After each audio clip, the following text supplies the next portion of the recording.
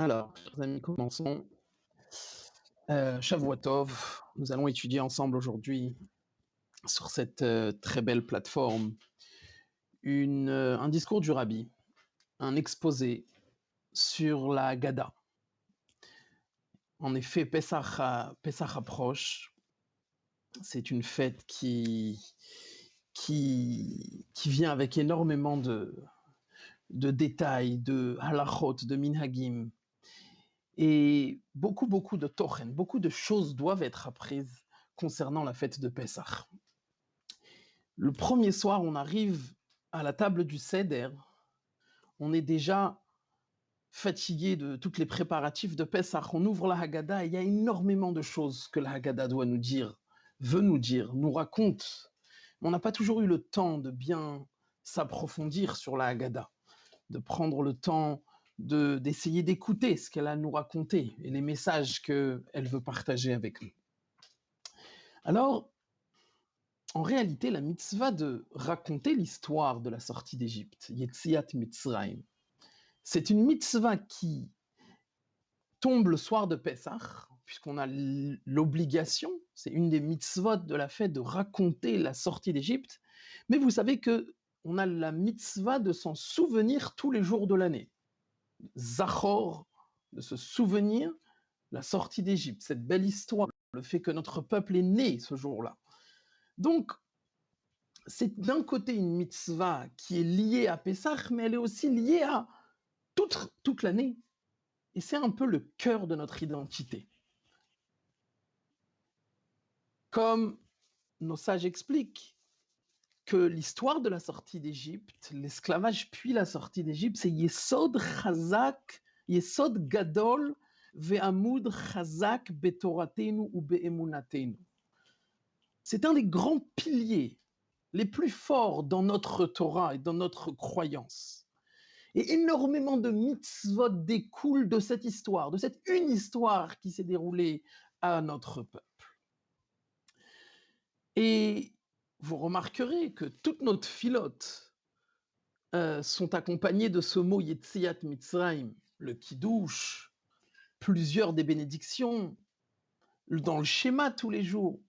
C'est que l'histoire de Yetziat Mitzrayim, de la sortie d'Égypte, est un point énorme dans notre religion et ça mérite qu'on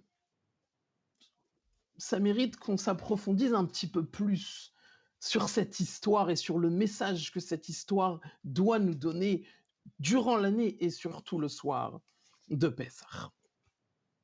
Alors, on va donc étudier ensemble cet exposé que le Rabbi a rédigé dans le Likutei Sichot sur la construction de la Haggadah, en essayant d'approfondir un petit peu plus l'ordre des paragraphes et surtout des petits mots par-ci par-là qui peuvent nous paraître assez bizarres. Donc je vous explique juste un petit peu comment le cours se déroulera. On va passer d'abord quelques paragraphes de la Haggadah qu'on va lire et traduire ensemble, se poser pas mal de questions, et à travers toutes ces questions, on va comprendre qu'il y a quelque chose de très particulier en réalité qui se cache ici, et nous allons comprendre un beau message de la Haggadah et répondre à toutes les questions sur tous les paragraphes de la Haggadah qu'on aura lus ensemble. Alors commençons par le premier morceau de la Haggadah.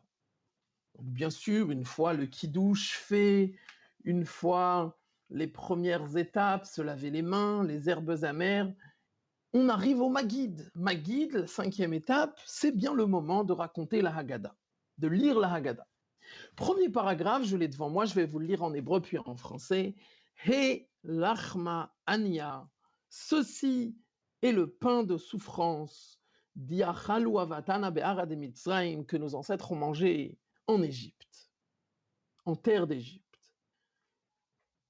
Donc on s'adresse, celui qui lit la Haggadah s'adresse à la famille, montre les matzot, voici le pain de misère, le pain de souffrance. Kol dirfin yete veyechol, quiconque a faim, qu'il vienne manger. Kol ditzrich yet veyifsach. Quiconque a besoin qu'il vienne pour le Seder de Pessah, veyifsach. Achat ha'acha, cette année nous sommes là. Les Shana haba be'ara d'Israël. L'année prochaine, on sera bien en Israël. Achat avdin, cette année nous sommes des serviteurs. Les Shana haba benechorin, l'année prochaine, on sera des hommes libres. Et là, bien sûr, pas mal de questions se posent sur ce premier paragraphe. Permettez-moi de les partager avec vous. Premièrement, quelle est la place de ce paragraphe exactement? C'est beaucoup plus que juste une invitation à ceux qui n'ont pas à manger. Bien évidemment, puisque on est déjà bien avancé dans le repas, bien que le repas n'a pas commencé, on est tous installés, chacun à sa place. C'est pas maintenant le moment d'inviter des gens. Si on aurait voulu les inviter, si on avait voulu les inviter, on aurait dû en parler à la synagogue, ceux qui n'ont pas où manger, ou bien avant de s'installer. C'est donc que ce paragraphe a beaucoup plus qu'une invitation à certaines personnes qui n'auraient pas où manger. Il y a ici caché dans ce paragraphe une introduction, un point très fort qui nous est dit, qu'on n'aperçoit pas tout de suite, que vous verrez avec le cours, combien il est en réalité important,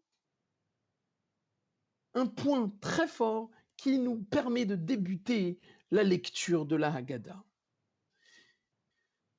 Quelques petites questions qui se posent sur ce paragraphe. Premièrement, première question, on parle de l'achma ania, d'un pain de souffrance ou de misère que nos ancêtres ont mangé en Égypte. Donc, on a la matzah devant nous. On a toujours appris que la raison pourquoi on mangeait la matzah, c'est parce que, enfin, c'est ce qu'on répète après à plusieurs fois durant le seder, que la raison pourquoi nous mangeons de la matzah, c'est parce que nos ancêtres n'ont pas eu le temps de faire du vrai pain pour sortir d'Égypte. Ils ont donc fait cette galette, ce pain de plat qui n'a pas eu le temps de gonfler. Donc la raison pourquoi on mange ce pain, c'est pour se souvenir de cette matzah qu'ils ont mangée en sortant d'Égypte. Et là, on nous parle par contre dans ce paragraphe d'un pain qu'ils ont mangé déjà en Égypte. Ça voudrait dire certainement lorsqu'ils étaient esclaves. Et c'est assez particulier puisque c'est pas ce qu'on connaît, c'est pas ce qui est mentionné plus tard dans la Haggadah. On aurait dû dire voici le pain que nos ancêtres ont mangé en sortant d'Égypte, pas en Égypte. Deuxièmement, et encore plus fort, on nous parle à Shata Avdin. Cette année, nous sommes esclaves. Mais attends, toute la raison pourquoi on est assis ici, c'est pour célébrer une liberté. Célébrer le fait que nous sommes sortis d'Égypte. Pourquoi mentionner en tout début de soirée qu'en réalité on est encore des esclaves? Achata Avdin. L'année prochaine, ça ira mieux. N'est-ce pas toute l'idée du Seder de célébrer la liberté, la délivrance d'Égypte? Pourquoi parler donc d'un pain qu'ils ont mangé en étant esclaves? Pensez-nous aujourd'hui en tant qu'esclaves? Troisième question qui peut se poser sur ce même paragraphe. Au milieu, on nous dit, au milieu de ce paragraphe, on nous a encore parlé de certains pauvres, de gens qui n'ont pas où manger, et donc on les inviterait. Encore une fois, c'est pas un peu déplacé. En début de soirée, on célèbre la délivrance, la liberté. Parler du fait qu'il y ait des pauvres, parler du fait qu'il y en a qui n'ont pas, mais attends une seconde, ça décale un petit peu tout le sens du Seder, de cette soirée-là du Seder, où on est censé manger accoudé, mettre des objets de valeur sur la table, pour souligner ce côté d'hommes libres, de personnes, d'un peuple qui célèbre une délivrance. Et là, en tout premier paragraphe, chaque phrase du paragraphe nous rappelle à combien on mange un pain en réalité qui mangeait en tant qu'esclave. Apparemment, on souligne le fait qu'il y a des nécessiteux qui n'ont pas où manger, qui n'ont pas de quoi faire le seder. Et on souligne le fait qu'au jour d'aujourd'hui, nous sommes des esclaves, nous sommes des gens, nous ne sommes pas libres, nous ne sommes pas en Israël comme on aurait espéré peut-être. Et donc, toutes ces questions se posent déjà sur ce premier paragraphe de Helachmania.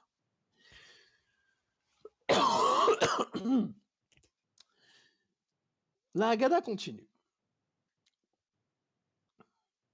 La Haggadah continue avec un paragraphe encore plus connu que le premier, Avadim Ayinu le paro bemitzrayim. Alors je tiens quand même à dire que Helachmania, c'était l'introduction. C'est donc qu'en réalité, dans ce paragraphe, on va devoir à travers ce cours, comprendre où se cache dans cette introduction le point central qu'on est en train de vouloir ici annoncer aux gens qui sont au Seder. Puis, une fois qu'on a lancé l'introduction, les enfants se lèvent pour poser les questions, puisque d'après les psukim de la Torah, l'ordre du récit de la sortie d'Égypte doit se faire d'une certaine manière, où l'enfant pose la question et les parents répondent aux enfants. Lorsque ton fils te poserait les questions, hein, c'est comme ça que c'est écrit, qui shalcha bincha, et donc il faut qu'il y ait l'enfant, un des enfants. S'il n'y a pas d'enfant, quiconque autour de la table pose la question. Une fois que la question est posée, on commencera le récit de la Haggadah pour lui répondre. D'accord. D'ailleurs, petite parenthèse qu'on peut ouvrir, c'est une très belle méthode pédagogique que la Torah nous partage ici. Pour l'étude, il faut qu'il y ait d'abord une question et essayer de trouver la réponse. La question a une place donc très importante dans l'étude de la Torah, puisque la fois où on te dit de faire passer un message à ton enfant, on veut que ça passe par une question qu'il pose, puis une réponse qui va lui être accordée. Passons donc les questions qu'on connaît, le Manishtana. Une fois que l'enfant a récité le Manishtana, c'est donc le moment pour le papa, le père de famille, de lui répondre. Avadim ayinu le pharo bei Mitzrayim. Et c'est là donc que on commence à lui raconter Avadim, nous étions des serviteurs, nous avons été esclaves de Pharaon en Égypte, et l'Éternel notre Dieu nous a fait sortir de là avec une main forte et un bras étendu. Si Dieu n'avait pas fait sortir nos ancêtres d'Égypte, alors nous, nos enfants et les enfants de nos enfants serions asservis au Pharaon en Égypte. Donc, c'est la traduction de ce fameux paragraphe de Avadim ayinu le pharo bemitzrayim. On raconte tout simplement au fils, on est en train de lui dire, écoute, on a été esclaves, Dieu nous a sortis, et sache que si Dieu ne nous avait pas fait sortir d'Égypte, eh ben, on serait encore aujourd'hui, nous, nos enfants et nos petits-enfants, en Égypte. Et là, il y a une question déjà un peu plus connue qui se pose sur ce paragraphe, qui va être répondue à la fin avec l'explication générale que nous allons donner sur la Haggadah. Mais là, la question est la suivante. Il est raconté dans le Chumash Bereshit que Dieu, à un certain moment, apparaît à Avram, le premier de nos ancêtres, et il lui annonce que sa descendance va un jour être esclave, que toute sa descendance vont passer un moment difficile et qu'ils seront esclaves pendant des années et des années jusqu'au jour où Dieu viendra et les sortira d'Égypte. Va'avadum veinu otam arba meot shana. C'est donc aussi des psukim qui sont connus, duquel on parle pendant la Haggadah. Et donc la question est la suivante. Le peuple juif, il n'est pas esclave de nature. Il a vécu des très belles années avec Avraham, Yitzhak et Yaakov. À un certain moment, ils vont devoir traverser un moment difficile d'esclavage, puis un jour, la promesse de Dieu de venir les sortir. Pourquoi dire autour de cette table du Seder aux enfants, sachez que si Dieu ne nous avait pas fait sortir, on serait encore bloqué là-bas.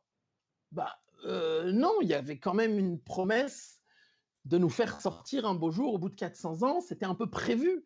Tout ce passage d'esclavage, c'est lui qui n'est pas normal. La norme était pour le peuple juif d'habiter en Israël. Ils ont dû, pour une raison ou pour une autre qu'on verra plus tard, descendre en Égypte, passer ces années difficiles, mais c'était juste à condition de pouvoir y ressortir. Pourquoi on établit comme ça aussi clairement pendant le premier paragraphe de la Haggadah, que si Dieu nous avait pas fait sortir, eh ben on y serait encore. Comme si on est bloqué, en fait, comme si l'essence du peuple juif serait esclave. C'est quelque chose qui y a besoin, qui suscite un peu qu'on éclaircit, qu'on explique qu'est-ce que ce paragraphe veut dire, et surtout avec cette phrase-là. Pourquoi nous sommes tellement sûrs du fait que sans l'intervention de Dieu ce jour-là de la sortie d'Égypte, eh ben on serait encore, nous, là-bas en Égypte. Ça, c'est la deuxième, la question qui se pose sur ce paragraphe. Continuons à tourner les pages de notre Haggadah. Donc après, il y a ce fameux paragraphe de Chacham, Racha, Tam, chez Eno Yodé Alishol, ces fameux 4 enfants. On retrouve dans la Torah 4 fois où la Torah nous dit qu'il va falloir raconter l'histoire de Pessah le soir du Seder. Alors, dans la Haggadah, on mentionne les 4 fois et on nous fait réaliser, on nous fait voir qu'en réalité, à chaque fois, on parle d'une autre sorte de fils. Ok, une fois qu'on a tourné les pages, là, on passe à un paragraphe, Mitrila Ovde Avodazara Ayu Avoté. On tient à dire, c'est important, hein, ceux qui ont monté, le texte de la Haggadah tiennent à nous faire lire ce paragraphe, qui dit qu'à l'origine, nos ancêtres adoraient les idoles. Mais maintenant, Dieu nous a amenés à proximité de son service, comme il est dit, voici ce que l'Éternel, le Dieu, a dit, vos ancêtres Terach, le père d'Abraham et le père de Nachor, habitaient de l'autre côté du fleuve et adoraient d'autres divinités. Donc, on tient à dire qu'à l'époque, au début de notre histoire, avant qu'Abraham reconnaisse l'unité de Dieu, nos ancêtres étaient des idolâtres, mais Arshav, maintenant, Dieu nous a rapprochés de son service, il nous a fait connaître le fait qu'il existe, son existence, et on a la chance de pouvoir être des serviteurs de Dieu. La question qui se pose sur ce paragraphe, elle est, encore une fois, un petit peu dans la même direction que... Elle va dans la même direction que celle sur le paragraphe d'avant. Pourquoi dire que maintenant Dieu nous a rapprochés de son service? On est en train de parler du fait que Terach, père de Abraham, était idolâtre, et tout de suite après, son fils a déjà, lui, reconnu l'existence de Dieu. Donc, ce n'est pas maintenant que Dieu nous a rapprochés de son service, c'est déjà à l'époque de Abraham. Quelle est ici l'importance du mot Ve'arshav? Si dans la Haggadah il est écrit de cette manière-là, c'est qu'il y a encore une fois un message qui essaye de nous être, qui nous est ici dit à travers ce mot Ve'arshav. Et c'est ce qu'on essaye de comprendre. Pourquoi ici nous dire Ve'arshav et non pas par exemple Ve'achar kach, et juste après, et après. Donc Terach était lui idolâtre, on a commencé en étant idolâtre, mais un jour nous sommes devenus des serviteurs de Dieu. Donc la question qui se pose, c'est la place de ce mot Ve'arshav.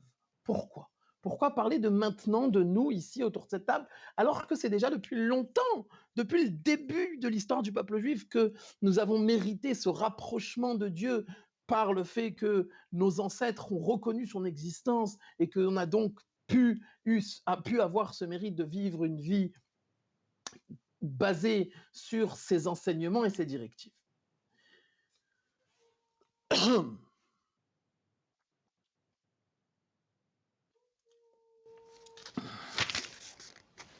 Alors, continuons à tourner les pages de notre Haggadah.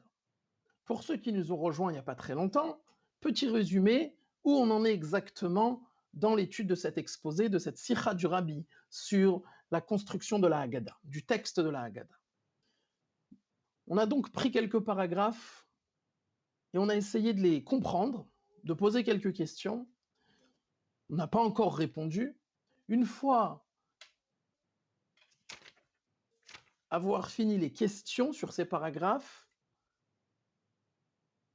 nous allons découvrir que la Haggadah a un message très profond à nous transmettre et qu'on peut revoir donc dans plusieurs mots de certains paragraphes que nous sommes en train maintenant d'essayer de comprendre. Alors, prochain paragraphe, c'est le fameux paragraphe du Vehi chez Hamda. À un certain moment, on nous demande de couvrir les matzot, de soulever la coupe et de lire Vehi chez Hamda. Ceci, donc cette promesse que Dieu avait donnée, qu'il allait toujours être avec nous, c'est ça, c'est ce qui nous a maintenus et nous a protégés, nos ancêtres et nous, car Shelo Echad Bilvad Amad Aleinu Lechalotenu, parce que pas seulement une personne a essayé de nous exterminer, mais plusieurs, chez Bechol Dorvador. Chaque fois, chaque génération, il y a le paro de la génération, il y a celui qui veut essayer de nous détruire, mais dans chaque génération, Akadosh Baruch Hu, il est là et il nous sauve de leurs mains. Donc, fameux Vehi Shehamda, c'est un beau chant qui est chanté sur différents airs, chaque communauté avec son air différent, et on repose le verre de vin que nous avons levé spécialement pour l'occasion, pour ce paragraphe, pour dire à combien, dans chaque génération, Dieu, il nous sauve des mains de ceux qui nous veulent du mal, comme à l'époque du Pharaon. Petite question qui se pose encore une fois sur ce paragraphe. On parle du peuple juif. On parle de ce peuple que Dieu a choisi, a donné la Torah, il les a amenés en Israël.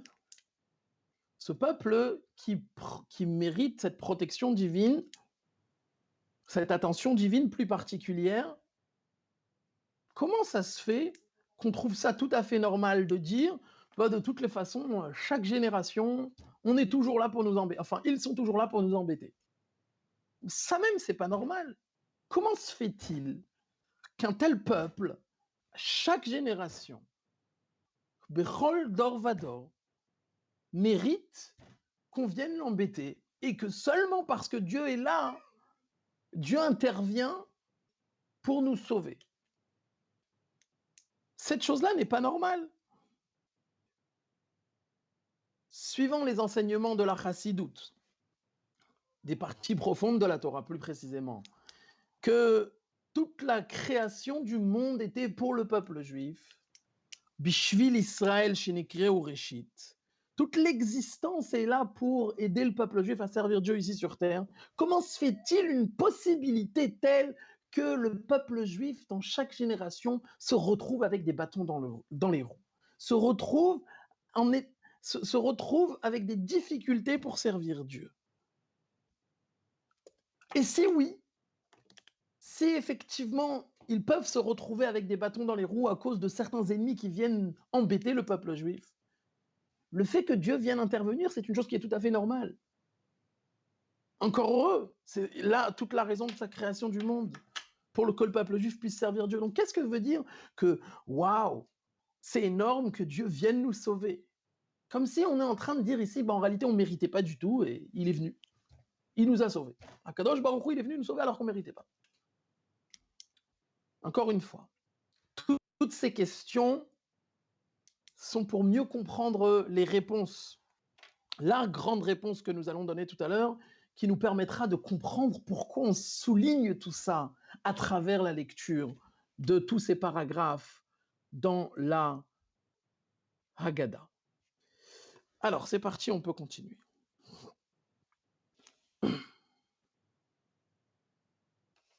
Petite autre question qui se pose sur le Vehi Shehamda, c'est que le Vehi Shehamda, c'est un beau paragraphe, mais quel est son lien direct avec la sortie d'Égypte?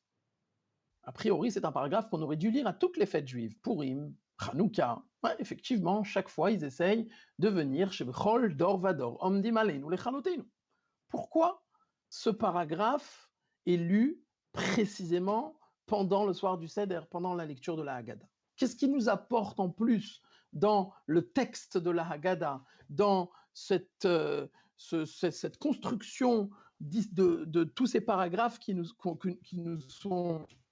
qu'on se doit de lire le soir de Pessah autour de la table du Seder? Dernier paragraphe que nous allons essayer de commenter, puis passer à la réponse qui nous permettra de comprendre un peu plus qu'est-ce qu'est la Haggadah, qu'est-ce qu'est ce texte que nous devons lire le soir du Seder.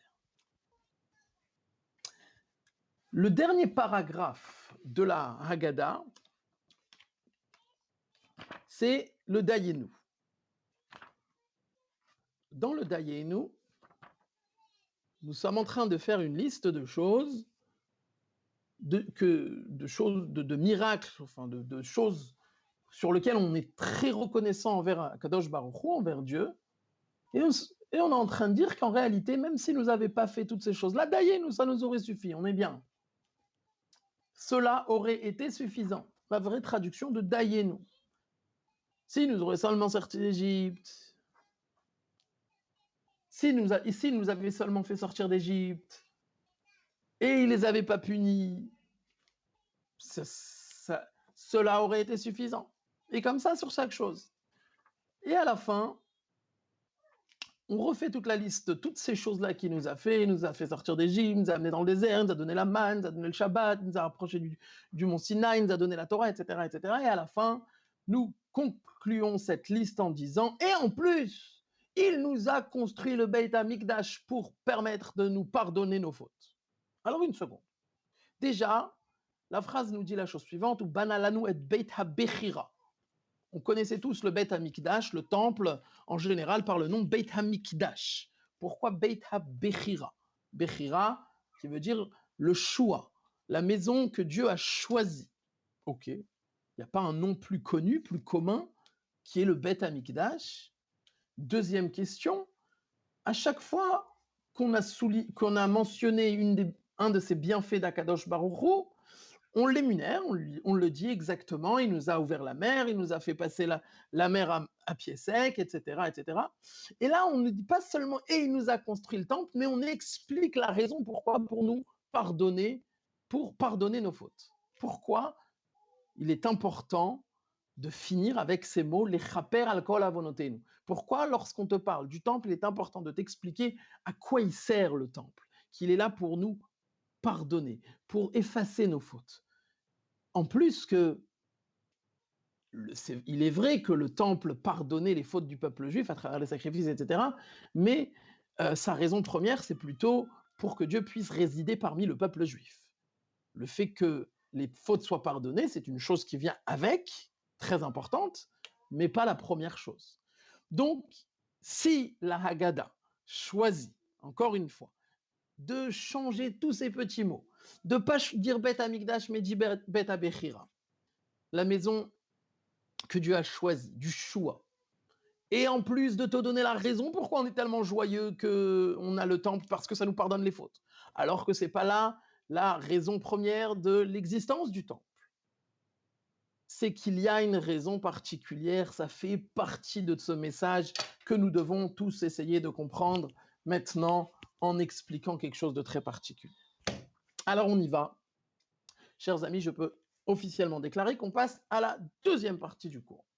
Donc jusqu'à présent, on a essayé de décortiquer quelques paragraphes de la Haggadah pour plus tard nous permettre de comprendre à combien chaque mot est précis et qu'il y a un message ici qui est en réalité une ligne trajectoire à travers toute la Haggadah qui vient nous faire comprendre un certain message, un certain enseignement important.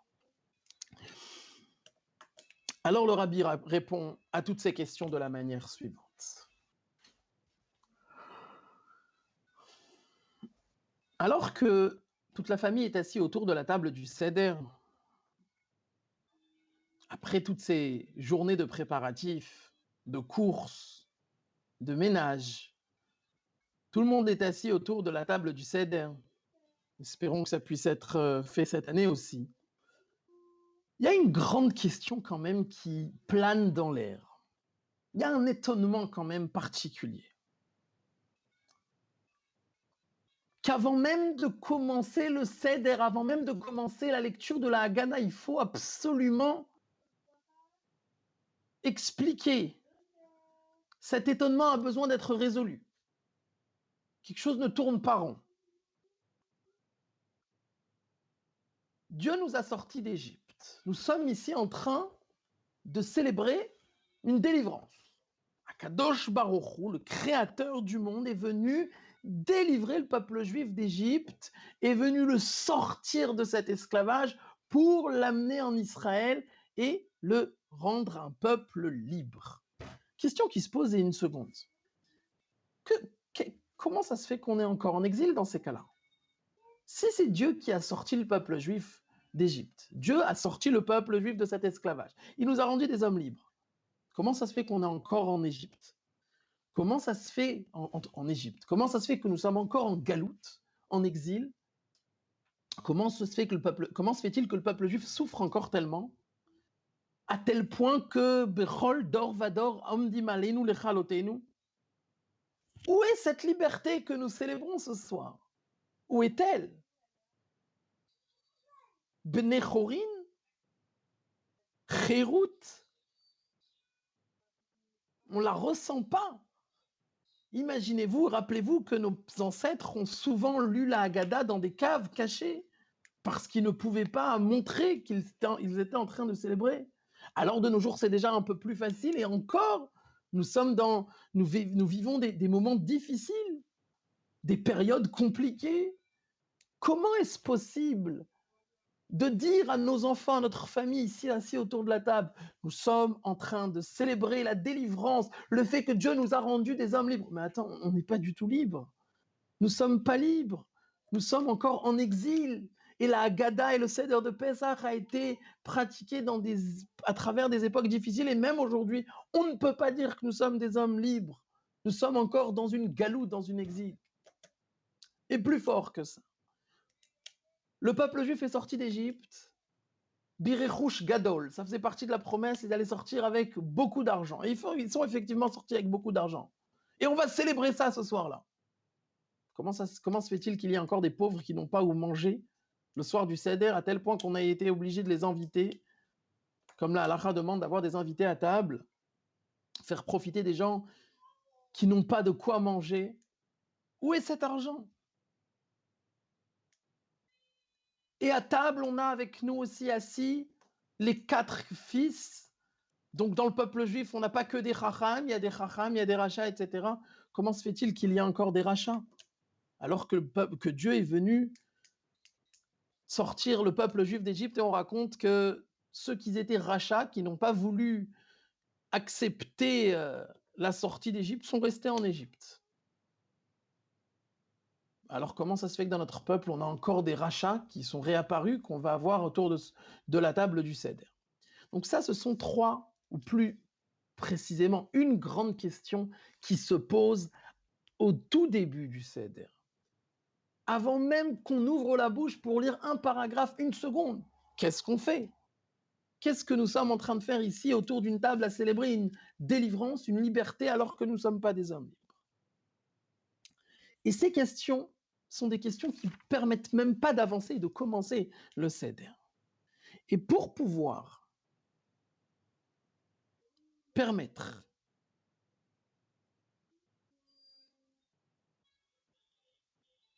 à la famille, aux gens qui sont attablés, de commencer à célébrer, on a besoin avant tout de donner un peu d'attention, enfin donner beaucoup d'attention à ce problème-là. Essayer de résoudre ce problème. Comment la Torah me demande de me sentir ce soir-là un homme libre, de manger de manière accoudée pour célébrer cette délivrance alors que on ne sommes pas du tout encore dans une vraie délivrance, nous sommes en galoute. Et pour répondre à ces questions vient le premier paragraphe de Helach Ma'ania. Le premier paragraphe de Helach Ma'ania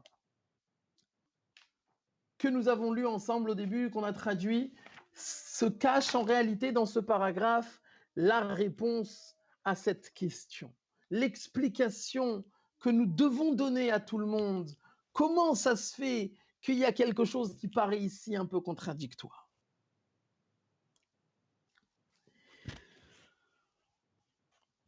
À travers ce paragraphe, en réalité, mes chers amis, écoutez bien, puisque c'est là maintenant la réponse. En réalité, nous sommes en train de souligner une chose. Le soir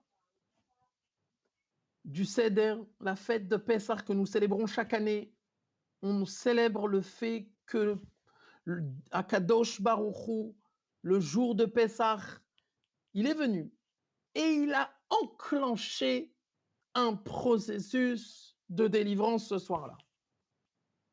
C'est pas qu'il nous a délivrés complètement. Non. Nous ne sommes pas encore des hommes libres complètement. Il a débuté, il a enclenché un processus de délivrance qui, depuis ce jour-là, chaque jour, nous sommes encore en train de sortir de cette Égypte. L'Égypte veut dire tout ce qui est la galoute, l'exil à une échelle du peuple juif en entier qui peut être souvent dans des situations compliquées, et aussi cet exil à notre échelle personnelle. Nous sommes encore en train de sortir d'Égypte. Nous ne sommes pas complètement sortis d'Égypte, non. Parce que si nous étions sortis d'Égypte complètement, eh ben, on ne serait pas ici en exil. Il n'y aurait pas eu de rachat ou de pauvres. Ça n'aurait pas existé puisque Dieu aurait fini une délivrance et donc amené le peuple juif dans un état où il ne peut plus jamais redevenir esclave. Mais c'est pas ça qui se passait le jour du Seder, le jour de Pessah. À la sortie d'Égypte, Dieu a enclenché un processus qui est encore en train de continuer jusqu'aujourd'hui. Et c'est pour ça que nous disons, ceci est le pain de misère que nos ancêtres ont mangé en terre d'Égypte. Oui, c'était bien la matzah qu'ils ont mangé le jour de la sortie d'Égypte. Mais on appelle ça encore la terre d'Égypte. Parce que nous ne sommes toujours pas complètement sortis de cette terre d'Égypte. Nous sommes encore là-bas. Et depuis la sortie d'Égypte, on considère ça qu'ils étaient encore en Mitzrayim. Mitzrayim qui veut dire Metzarim ou Gvulim. C'est limites. Nous sommes encore dans des limites que nous essayons tous les jours de sortir. Et c'est pour ça qu'on appelle cette matzah, la matzah qu'ils ont mangée en Égypte, puisqu'on considère encore le peuple juif en étant en Égypte. Il n'est pas encore sorti, il est en train de sortir. Et c'est d'ailleurs pour ça qu'on se permet de dire Hachata Acha. Nous sommes encore cette année ici, nous sommes encore cette année Avdin, des serviteurs. Mais ne vous inquiétez pas, chers amis, on est en train de sortir et donc les Shana Haba Benechorim. Par contre, on sait qu'on nous sommes en train d'aller, puisque ça a été enclenché, nous sommes sur la bonne direction pour devenir des Benechorim, des hommes libres. Et nous espérons qu'à travers la lecture de la Haggadah, la célébration de Pessah et du souvenir de l'histoire de la sortie d'Égypte tous les jours, nous sommes en train de travailler pour atteindre cette liberté. Et c'est donc comme ça que nous répondons à toutes ces petites questions que nous avons posées. Pourquoi on mentionne le pain d'Égypte? Parce qu'on considère encore le peuple juif en étant en train de sortir de l'Égypte. Ils y sont donc encore. Pourquoi on parle des pauvres? Comment ça se fait qu'il y a des pauvres? Parce que malheureusement, nous ne sommes pas encore complètement sortis. Pourquoi parler du fait qu'aujourd'hui on est esclave? C'est apparemment complètement contraire à la liberté, oui, parce qu'on veut bien souligner le fait que ce qui s'est passé le soir du Seder, le jour de la sortie d'Égypte, c'est un enclenchement d'une liberté qu'on espère avoir, d'un processus sur lequel nous sommes encore en train de travailler tous les jours.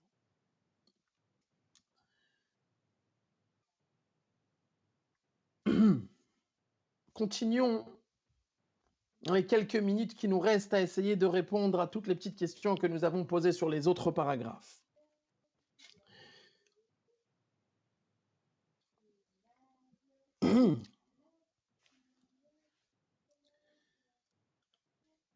Lorsqu'on nous demande de sortir, lorsqu'on nous demande dans la halacha et qu'on lit aussi dans la Haggadah, Chayav Adam lirot et atzmo kihil hu yatsa mimitzrayim, chaque homme a cette obligation de se voir en train de sortir d'Égypte, c'est exactement ça.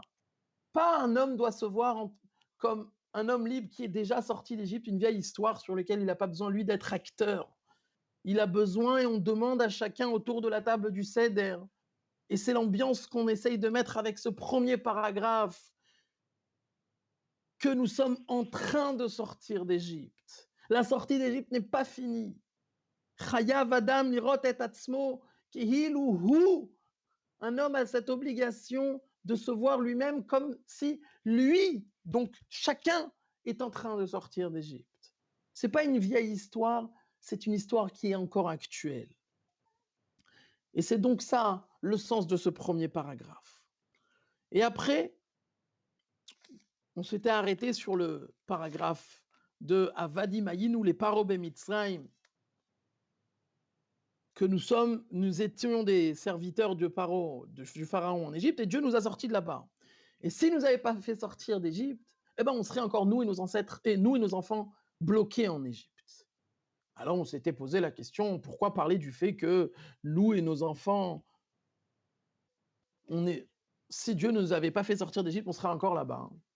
Alors c'est exactement ça la réponse. Écoutez bien. Il est raconté que Dieu, il a proposé à Avram deux solutions. Il lui a demandé de faire un choix. Nous ne comprenons pas exactement les calculs de Dieu, mais il lui a dit la chose suivante. Il lui a dit, préfères-tu que ta descendance aille au Gehinom, en enfer, ce qu'on traduit, l'enfer, Gehinom, ou bien qu'ils évitent le Gehinom, mais qu'à la place, ils aient des années d'esclavage. Et Abraham aurait choisi les années d'esclavage. À quoi sert c'est quoi le sens exactement de ce choix que Dieu demande de faire à Abraham? Alors, c'est la chose suivante. Dieu a créé le monde le premier jour. L'homme vivait dans un monde qui n'avait pas connu de faute. Jusqu'à ce que Adam Arishon, premier homme, fasse la première faute. Et il a donc fait rentrer le monde dans ce stade d'un monde qui a connu la faute. Tout notre travail à partir de ce moment-là est essayer d'effacer cette faute et de remettre le monde à ce stade d'un monde avant qu'il ait connu la faute. Dieu demande à Abraham qu'est-ce qu'il préfère pour faire revenir le monde à ce stade-là d'un monde qui n'est pas connu la faute, un monde où le mal n'est pas présent, un monde où chez Kulotov, un monde qui est complètement de la bonté. Alors il lui dit où le Gehinom, c'est ce que malheureusement l'âme de chacun doit traverser, à part les tzadikim, après que l'âme quitte ce monde, elle fait un jour ou quelques temps au Gehinom pour enlever les fautes. Donc Dieu demande à Abraham, veux-tu que ta génération, ta descendance fasse pour enlever cette faute de Adam Arishon? Veux-tu qu'il passe par du Gehinom ou par de l'exil ou par de l'esclavage? Abraham choisit l'esclavage.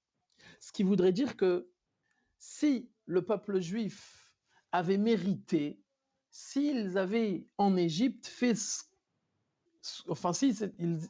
ils avaient exactement rempli ce qu'on attendait d'eux lorsqu'ils étaient en Égypte, à travers ces années d'esclavage, normalement, ils auraient mérité une délivrance complète, d'avoir sortir d'Égypte voudrait dire avoir fini ce travail d'effacer la faute, de remettre le monde donc à ce niveau-là de sans faute et vivre une vie de ce qu'on appelle Géoula, une vie de Kulotov, où le mal n'existe plus. Le problème est que le peuple juif n'a pas réussi à remporter ce défi.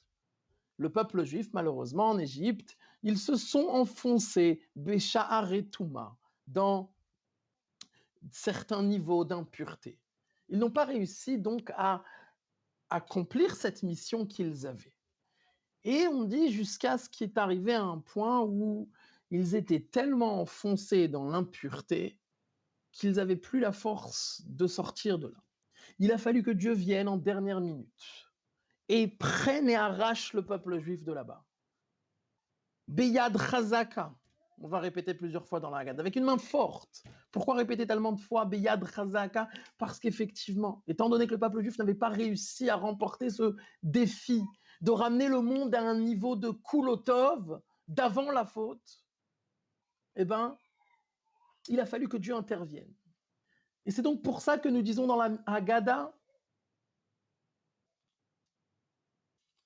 que Are'anu banenu bne banenu, Meshua badim. Si Dieu n'était pas venu, on serait encore là-bas. On n'aurait pas réussi, nous, par nos propres forces, puisque toute la raison pourquoi on est descendu en Égypte, ça n'a pas été vraiment accompli. Et c'est que grâce au fait qu'il est venu Biyat Razak avec une main forte nous prendre pour qu'on commence à partir de ce moment-là à nous-mêmes essayer de travailler et de se rapprocher de lui et de devenir des hommes libres. C'est la raison pourquoi dans ce paragraphe, on mentionne cette chose-là. On dit à nos enfants, sachez, étant donné qu'on est encore en train de sortir d'Égypte, parce qu'on ne l'a jamais vraiment fait, on n'est jamais vraiment complètement sorti d'Égypte, parce que si on serait sorti vraiment d'Égypte, eh ben on serait des hommes libres. Et on aurait mérité à ce monde avant le stade de la faute, mais on n'en est pas là. On est encore en train de sortir d'Égypte. C'est pour ça qu'on mentionne dans ce paragraphe-là que si Dieu ne nous avait pas fait sortir d'Égypte, on serait encore là-bas. Parce qu'il y a vraiment eu besoin de cette intervention en dernière minute. Et c'est pour ça que dans le paragraphe d'après, on dit Ve'arshav keravnu amakom, que maintenant Dieu nous rapproche de son service. Parce qu'effectivement, c'est une chose qu'on est en train de tous les jours ressentir. C'est pas juste que Avram, lui, après que son père avait été idolâtre, lui, il avait été rapproché de Dieu. C'est une chose que chaque instant, on a besoin encore de ressentir que Dieu nous rapproche, Dieu nous a fait sortir d'Égypte, Dieu a enclenché ce processus pour nous donner la force et nous aider à nous-mêmes, jour après jour, sortir d'Égypte et redevenir des hommes libres. Dans les quelques minutes qui restent,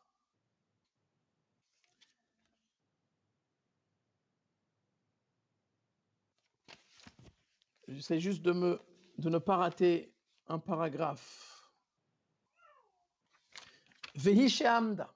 On s'était posé la question, pourquoi parler du fait que dans chaque génération, on veut nous exterminer et miraculeusement Dieu vient nous sauver? Ben oui, étant donné que nous sommes toujours pas sortis de cet esclavage, que nous sommes encore en train de sortir, nous ne sommes pas au niveau du peuple juif avant, dans un monde qui est avant la faute.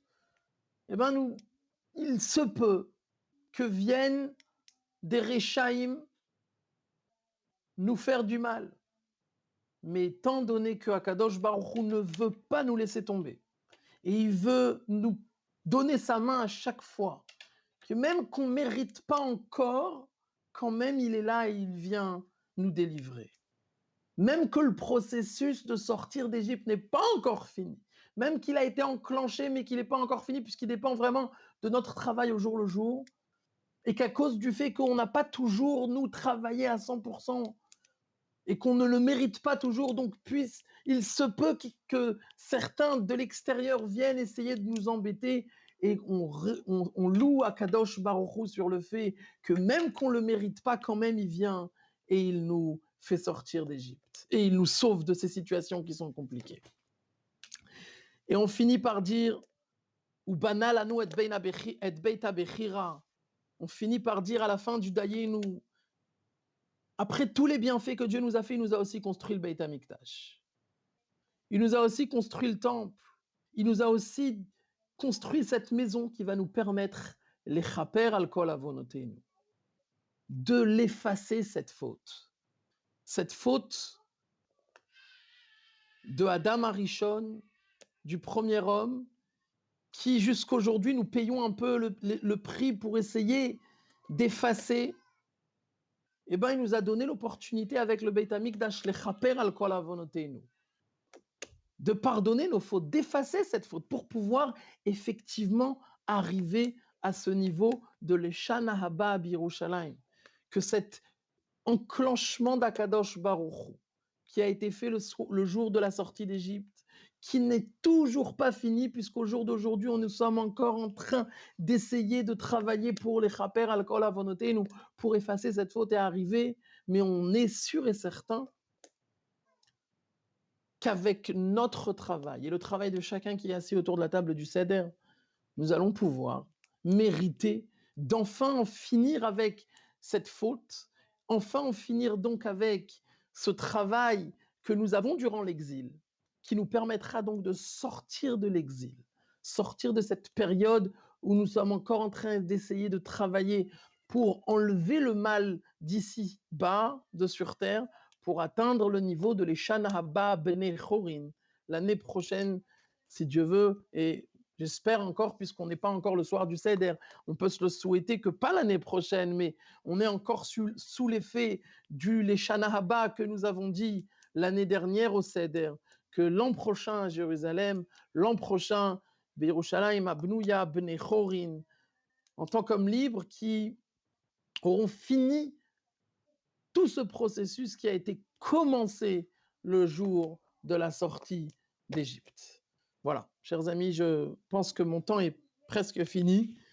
Le discours du Rabbi va un peu plus loin encore, s'approfondit. Si vous avez l'occasion de le relire, il se trouve dans le Likutei Sichot Chelek Yud Zayin, dans le tome 17 du Likutei Sichot, où vous pouvez retrouver ce discours avec plus de profondeur, puisque je n'ai pas pu tout dire.